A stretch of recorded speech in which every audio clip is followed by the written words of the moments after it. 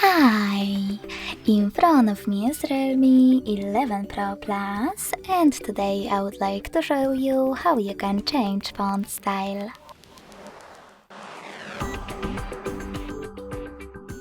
Begin by going into Devices Settings and scrolling down to access Display and Brightness.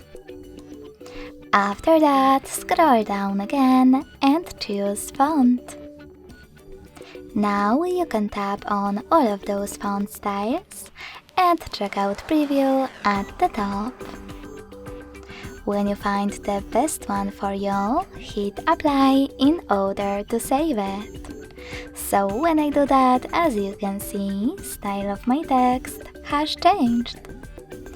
Thanks so much for watching. If you enjoyed this video, don't forget to leave a like, comment, and subscribe. Bye!